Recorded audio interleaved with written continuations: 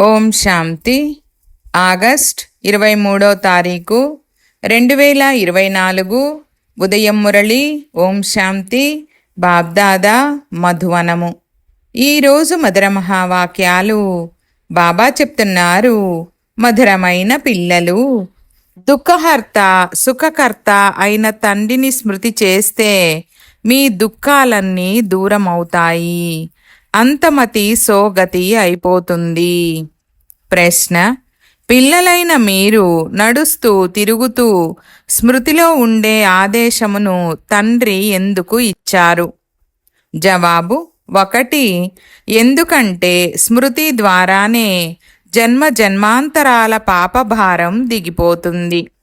2. స్మృతి ద్వారానే ఆత్మ సతోప్రధానంగా అవుతుంది. 3.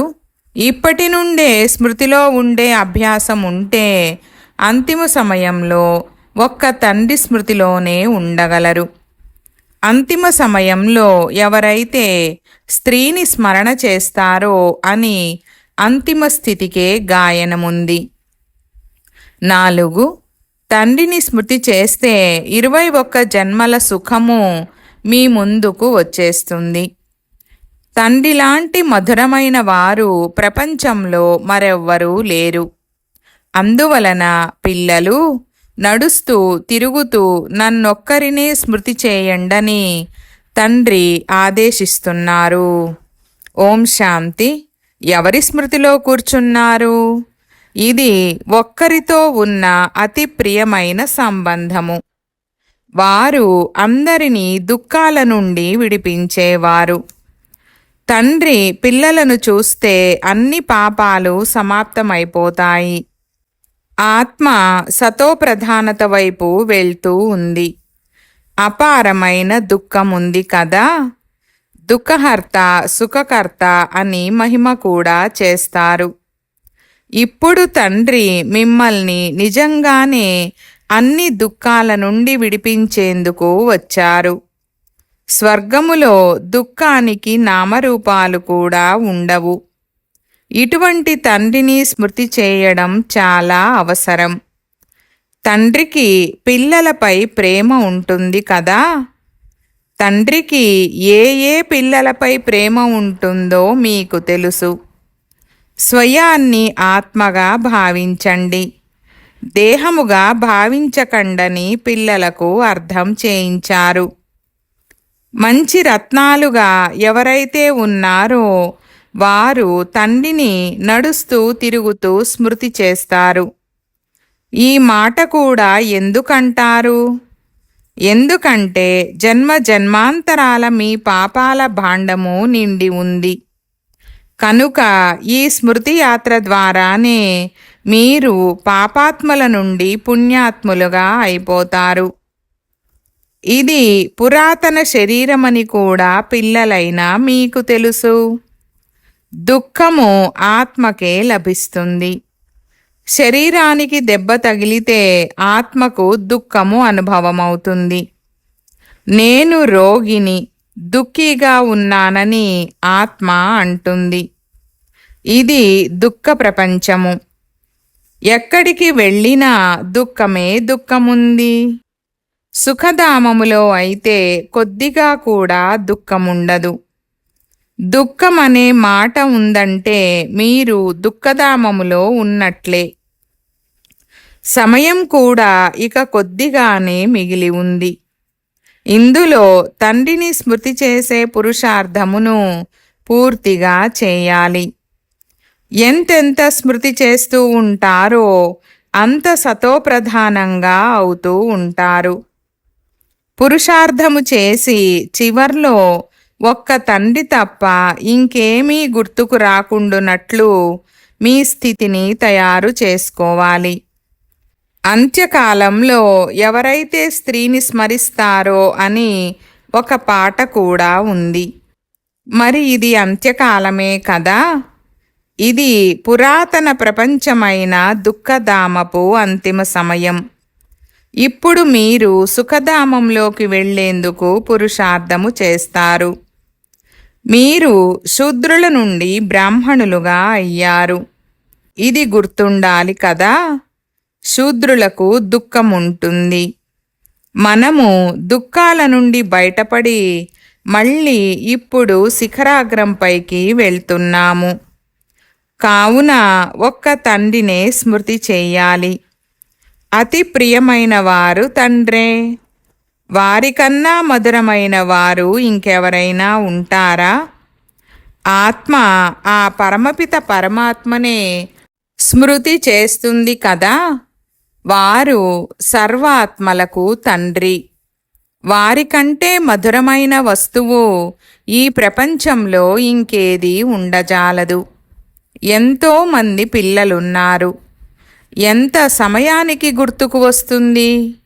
ఒక్క క్షణములో మంచిది మొత్తం సృష్టి చక్రం అంతా ఎలా తిరుగుతుందని కూడా పిల్లలైన మీ బుద్ధిలో అర్ధసహితంగా ఉంది. ఏదైనా డ్రామాను చూసి వచ్చినప్పుడు డ్రామా గుర్తుందా అని ఎవరైనా అడిగితే గుర్తుందని అనడంతోనే ప్రారంభం నుండి చివరి వరకు మొత్తం బుద్ధిలోకి వచ్చేస్తుంది. కానీ దానిని వర్ణన చేసి వినిపించేందుకు సమయం పడుతుంది. తండ్రి అనంతమైన వారు. వారిని స్మృతి చేయడంతోనే 21 జన్మల సుఖము ముందుకు వచ్చేస్తుంది. తండ్రి ద్వారా ఈ ఆస్తి లభిస్తుంది. క్షణంలో పిల్లల ముందుకు తండ్రి వారసత్వము వచ్చేస్తుంది. పిల్లలు జన్మిస్తూనే వారసుడు జన్మించాడని తండ్రికి తెలిసిపోతుంది. మొత్తం ఆస్తి అంతా గుర్తుకు వచ్చేస్తుంది. పిల్లలైన మీరు కూడా ఒంటరిగా వేరువేరుగా ఉన్నారు. వారసత్వము వేరువేరుగా లభిస్తుంది కదా. మీరు వేరువేరుగా స్మృతి చేస్తారు. మనము అనంతమైన తండ్రి వారసులము. సత్యయుగంలో ఒకే ఒక కొడుకు ఉంటాడు. అతడు మొత్తం ఆస్తికంతా వారసుడవుతాడు.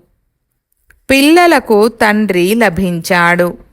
దాంతో ఒక్క క్షణములో విశ్వాధిపతులుగా అయిపోయారు. సమయం పట్టదు. మీరు స్వయాన్ని ఆత్మగా భావించండి, స్త్రీగా భావించకండి. ఆత్మ అయితే కొడుకే కదా. బాబా అంటారు, నాకు పిల్లలందరూ గుర్తుకు వస్తారు. ఆత్మలందరూ భాయి భాయి. సర్వధర్మాల వారు ఎవరైతే వస్తారో వారు అన్ని ధర్మాల వారు సోదరులని అంటారు. కానీ అర్థం చేసుకోరు. మనము తండ్రికి అతి ప్రియమైన పిల్లలమని ఇప్పుడు అర్థం చేసుకున్నారు. తండ్రి నుండి పూర్తి అనంతమైన వారసత్వము తప్పకుండా లభిస్తుంది. ఎలా తీసుకుంటారు? అది కూడా పిల్లలైన మీకు క్షణంలో గుర్తుకు వచ్చేస్తుంది. మనము సతోప్రధానంగా ఉండేవారము. మళ్ళీ తమోప్రధానంగా అయ్యాము. మళ్ళీ ఇప్పుడు సతోప్రధానంగా అవ్వాలి. తండ్రి నుండి మనము స్వర్గసుఖాల వారసత్వాన్ని తీసుకోవాలని మీకు తెలుసు. స్వయాన్ని ఆత్మగా భావించండి. దేహము నశ్వరమైనదని తండ్రి చెప్తారు. ఆత్మే శరీరాన్ని వదిలి వెళ్ళిపోతుంది. మళ్ళీ వెళ్ళి ఇంకొక కొత్త శరీరాన్ని గర్భములో తీసుకుంటుంది. ఎప్పుడైతే శిశువు తయారవుతుందో అప్పుడు ఆత్మ అందులోకి ప్రవేశిస్తుంది. కానీ తాను రావణునికి వశమై ఉంటుంది. వికారాలకు వశమై జైల్లోకి వెళ్తారు. అక్కడైతే రావణుడే ఉండడు. దుఃఖమనే మాటే ఉండదు. ఎప్పుడైతే వృద్ధులుగా అవుతారో అప్పుడు ఈ శరీరాన్ని వదిలి వెళ్ళి ఇంకొక శరీరంలో ప్రవేశిస్తామని తెలుస్తుంది. అక్కడైతే భయపడే విషయమేది ఉండదు. ఇక్కడైతే ఎంతగా భయపడతారు. అక్కడ నిర్భయులుగా ఉంటారు. తండ్రి వచ్చి పిల్లలైన మిమ్మల్ని అపారమైన సుఖాలలోకి తీసుకెళ్తారు. సత్యయుగంలో అపారమైన సుఖముంటుంది. కలియుగంలో అపారమైన దుఃఖముంది. అందుకే దీనిని దుఃఖధామమని అంటారు. తండ్రి అయితే ఎలాంటి కష్టముని ఇవ్వరు. భలే గృహస్థ వ్యవహారములో ఉండండి, పిల్లలను సంభాళించండి, కేవలం తండ్రిని స్మృతి చేయండి. గురువులు మఠాధిపతులు అందరినీ వదిలేయండి. నేను గురువులందరికన్నా పెద్దవాడిని కదా, వారంతా నా రచనయే. నన్ను తప్ప మరెవ్వరిని పతిత పావన అని అనరు. బ్రహ్మ విష్ణు శంకరులను పతిత పావనులని అంటారా? లేదు. నన్ను తప్ప దేవతలను కూడా అలా అనలేరు. ఇప్పుడు పిల్లలైన మీరు గంగను పతిత పావని అని అంటారా?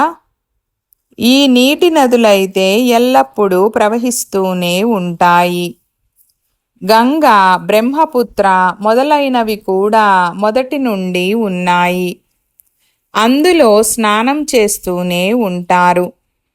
వర్షాలు బాగా కురిస్తే వరదలు వచ్చేస్తాయి.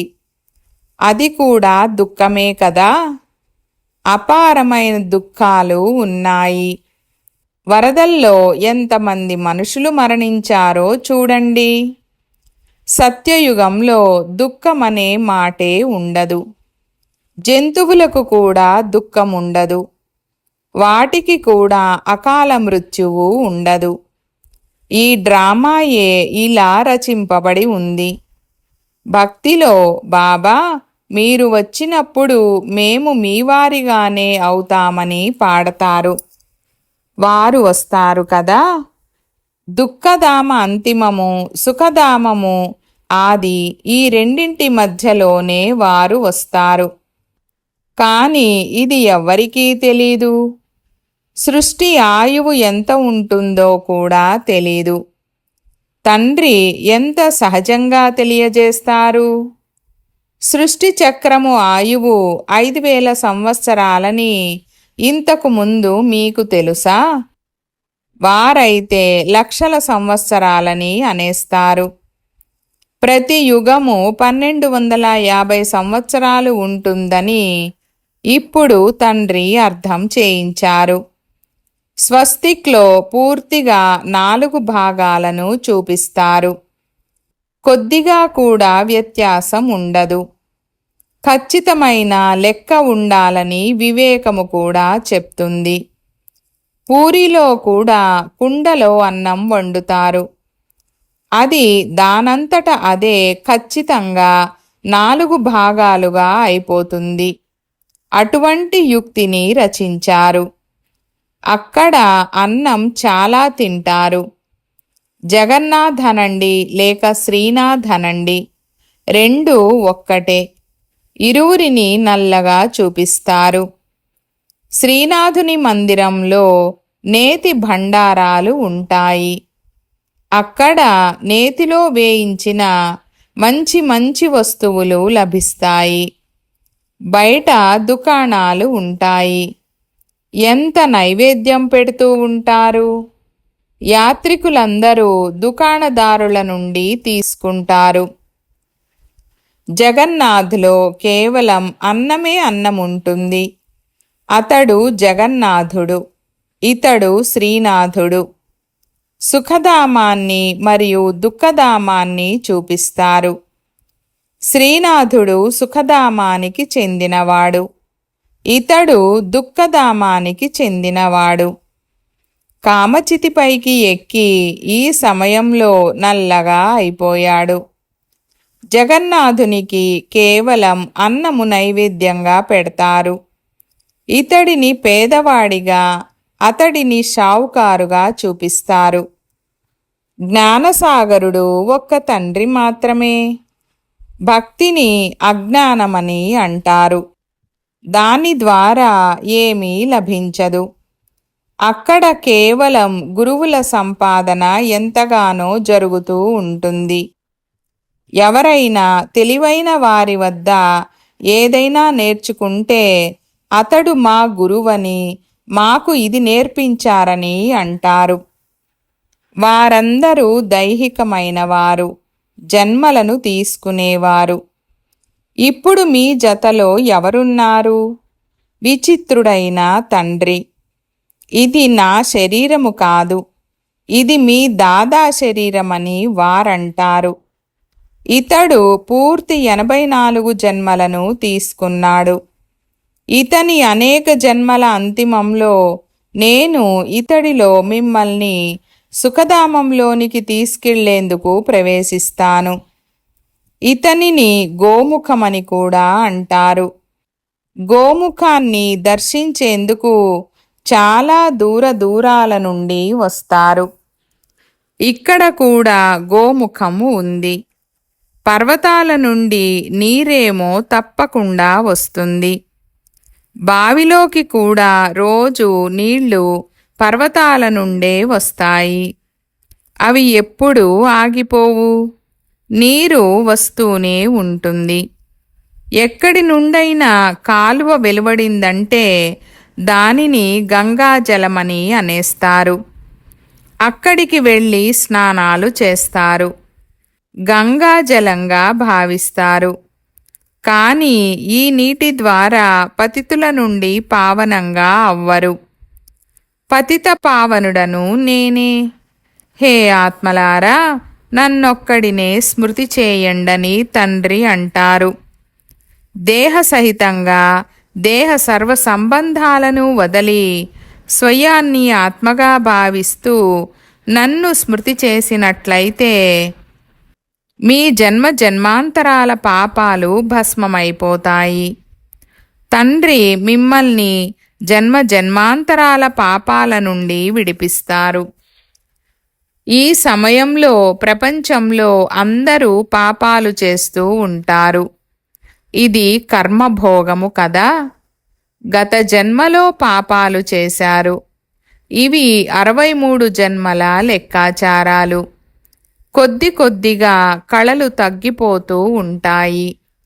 ఉదాహరణకు చంద్రుని కళలు తగ్గుతూ ఉంటాయి కదా. అలాగే ఇది అనంతమైన పగలు మరియు రాత్రి. ఇప్పుడు ప్రపంచమంతటిపై, అందులోనూ ముఖ్యంగా భారతదేశముపై రాహుదశ కూర్చొని ఉంది. రాహువు గ్రహణం పట్టింది. ఇప్పుడు పిల్లలైన మీరు శ్యామము నుండి సుందరంగా అవుతున్నారు. అందుకే కృష్ణుణ్ణి కూడా శ్యామసుందరుడని అంటారు. వారు నిజంగానే నల్లగా చేసేస్తారు. కామచితిపైకి ఎక్కినందున గుర్తుగా అలా చూపించారు. కానీ మానవుల బుద్ధి ఏమీ పనిచెయ్యదు. ఒకటి చామన ఛాయ, రెండవది సుందరంగా చేస్తారు. ఇప్పుడు మీరు తెల్లగా అయ్యేందుకు పురుషార్థము చేస్తున్నారు. సతోప్రధానంగా అయ్యే పురుషార్థము చేస్తేనే అలా అవుతారు కదా. ఇందులో కష్టపడే విషయమేదీ లేదు. ఈ జ్ఞానాన్ని ఇప్పుడు మీరు వింటారు. ఇది మళ్ళీ ప్రాయఃలోపమైపోతుంది. భలే గీతను చదివి వినిపిస్తారు. కానీ ఈ జ్ఞానమైతే వినిపించలేరు. అవి భక్తి మార్గము కొరకు పుస్తకాలు. భక్తి మార్గము కొరకు ఎంతో సామగ్రి ఉంది. ఎన్నో శాస్త్రాలున్నాయి. ఒక్కొక్కరు ఒక్కొక్కటి చదువుతూ ఉంటారు. ఏమేమో చేస్తూ ఉంటారు. రాముని మందిరాలకు కూడా వెళ్తారు. రాముణ్ణి కూడా నల్లగా చేసేశారు. అలా నల్లగా ఎందుకు చేస్తారని ఆలోచించాలి. కలకత్తా కాళీ కూడా ఉంది. తల్లి తల్లి అంటూ హైరానా పడిపోతారు. వారిని అందరికన్నా నల్లగా, చాలా భయంకరంగా చూపిస్తారు. ఆమెను మాత అని కూడా అంటారు. మీకు ఈ జ్ఞానబాణాలు, జ్ఞాన ఖడ్గాలు మొదలైనవి ఉన్నాయి. వారికి ఆయుధాలను ధరింపజేశారు. వాస్తవానికి ఇంతకు ముందు ఖాళీ ఎదుట మనుషులను బలి ఇచ్చేవారు. ఇప్పుడు ప్రభుత్వం దానిని ఆపేసింది. ఇంతకు ముందు సింధులో దేవీ మందిరం ఉండేది కాదు. బాంబు పేలినప్పుడు ఒక బ్రాహ్మణుడు వచ్చి, నాకు ఖాళీ కనిపించింది, ఇక్కడ నా మందిరం లేదు, త్వరగా నిర్మించండి, లేకపోతే ఇంకా బాంబులు పేల్తాయని చెప్పినట్లు అన్నాడు. అంతే, లెక్కలేనంత ధనము ప్రోగయ్యింది. మందిరం తయారయ్యింది. ఇప్పుడు చూస్తే ఎన్నో మందిరాలు ఉన్నాయి. ఎన్నో చోట్ల భ్రమిస్తూ ఉంటారు. తండ్రి మిమ్మల్ని వీటన్నింటి నుండి విముక్తులుగా చేసేందుకు అర్థం చేయిస్తారు. అంతేకాని ఎవ్వరినీ నిందించరు. తండ్రి డ్రామాను అర్థం చేయిస్తారు. ఈ సృష్టి చక్రం ఎలా తయారయ్యిందో చెప్తారు. మీరు దేనినైతే చూశారో అదంతా మళ్ళీ జరుగుతుంది. ఏ వస్తువైతే లేదో అది మళ్ళీ తయారవుతుంది. మా రాజ్యం ఉండేది, దానిని మేము పోగొట్టుకున్నామని మీరు అర్థం చేసుకున్నారు. పిల్లలు, నరుడి నుండి నారాయణునిగా అవ్వాలంటే పురుషార్థము చేయండని తండ్రి అంటారు. భక్తి మార్గంలో మీరు చాలా కథలను వింటూ వచ్చారు. అమర కథను కూడా విన్నారు. కానీ ఎవరైనా అమరులుగా అయ్యారా? ఎవరికైనా జ్ఞాన 3వ నేత్రము లభించిందా? ఈ విషయాలన్నీ తండ్రి కూర్చొని అర్థము చేయిస్తారు. ఈ కళ్ళ ద్వారా ఎటువంటి అశుద్ధతను, చెడును చూడకండి. మంచి దృష్టితో చూడండి, అశుద్ధ దృష్టితో కాదు. ఈ పాత ప్రపంచాన్ని చూడకండి, ఇది సమాప్తమైపోతుంది. మధురాతి మధురమైన పిల్లలు, నేను మీకు 21 జన్మల కొరకు రాజ్యాన్నిచ్చి వెళ్తాను. అక్కడ మరెవ్వరి రాజ్యము ఉండదు, దుఃఖమను మాటే ఉండదు. మీరు చాలా సుఖంగా మరియు ధనవంతులుగా ఉంటారు. ఇక్కడైతే మనుషులు ఆకలితో మరణిస్తూ ఉంటారు. అక్కడైతే విశ్వమంతటిపై మీరు రాజ్యం చేస్తారు. దానికి ఎంత కొద్ది భూమి కావాలి? చిన్న తోట మళ్ళీ వృద్ధి చెందుతూ కలియుగాంతము వరకు ఎంత పెద్దదిగా అయిపోతుంది. పంచవికారాలు ప్రవేశించిన కారణంగా అది ముళ్ళ అడవిగా అయిపోతుంది. కామము మహాశత్రువు. దీని వలన మీరు ఆది మధ్యాంతాలు దుఃఖాన్ని పొందుతారని తండ్రి అంటారు. జ్ఞానాన్ని మరియు భక్తిని కూడా ఇప్పుడు మీరు అర్థం చేసుకున్నారు. వినాశనం మీ ముందు ఉంది. కావున ఇప్పుడిక త్వరగా పురుషార్థము చేయాలి, లేకపోతే పాపాలు భస్మమవ్వవు. తండ్రి స్మృతి ద్వారానే పాపాలు తొలగిపోతాయి. పతిత పావనుడు ఒక్క తండ్రి మాత్రమే. కల్పపూర్వము ఎవరైతే పురుషార్థము చేశారో వారు తప్పకుండా చేసి చూపిస్తారు. చల్లబడకండి. ఒక్క తండ్రిని తప్ప మరెవ్వరిని స్మృతి చేయకండి. అందరూ దుఃఖమునిచ్చేవారే. ఎవరైతే సదా సుఖాన్నిస్తారో వారిని గుర్తుంచుకోండి. ఇందులో పొరపాటు చేయరాదు. స్మృతి చేయకపోతే పావనంగా ఎలా అవుతారు? అచ్చా, मीठे मीठे सिकीलते बच्चों प्रति मात पिता बाप दादा का याद प्यार और गुड मॉर्निंग। रूहानी बाप की रूहानी बच्चों को नमस्ते। हम रूहानी बच्चों की रूहानी बाप दादा को याद प्यार गुड मॉर्निंग और నమస్తే నమస్తే బాబా నమస్తే. ధారణ కొరకు ముఖ్య సారము 1వ పాయింట్. ఈ కళ్ళతో చెడును చూడరాదు. తండ్రి ఇచ్చిన జ్ఞాన 3వ నేత్రము ద్వారానే చూడాలి. సతో ప్రధానంగా అయ్యే పురుషార్థము పూర్తిగా చెయ్యాలి. 2వ పాయింట్. గృహస్థ వ్యవహారమును నిర్వహిస్తూ ప్రియమైన తండ్రిని స్మృతి చెయ్యాలి. చివరి సమయంలో తండ్రి తప్ప మరెవ్వరూ గుర్తురాని విధంగా స్థితిని తయారు చేసుకోవాలి. వరదానము: మీ శ్రేష్ఠ వృత్తి ద్వారా విశ్వము యొక్క వాతావరణాన్ని పరివర్తన చేసే ఆధారమూర్తభవ. వివరణ: పిల్లలైన మీరు కేవలం ఈ జీవితం కొరకు మాత్రమే ఆధారము కాదు, విశ్వములోని సర్వాత్మలకు ఆధారమూర్తులు. మీ శ్రేష్ఠ వృత్తి ద్వారా విశ్వము యొక్క వాతావరణం పరివర్తన చెందుతూ ఉంది. మీ పవిత్రమైన దృష్టి ద్వారా పరివర్తన చెందుతూ ఉంది. మీ శ్రేష్ఠ కర్మల ద్వారా శ్రేష్ఠాచారీ ప్రపంచం తయారవుతూ ఉంది. ఇప్పుడు ఎప్పుడైతే మీరు ఇంత పెద్ద బాధ్యతా కిరీటదారులుగా అవుతారో అప్పుడే భవిష్యత్తులో కిరీటము, సింహాసనము లభిస్తాయి. స్లోగన్: సర్వశక్తివంతుడైన తండ్రిని తోడుగా చేసుకుంటే ఏ విఘ్నము మిమ్మల్ని అడ్డుకోలేదు. ఓం శాంతి.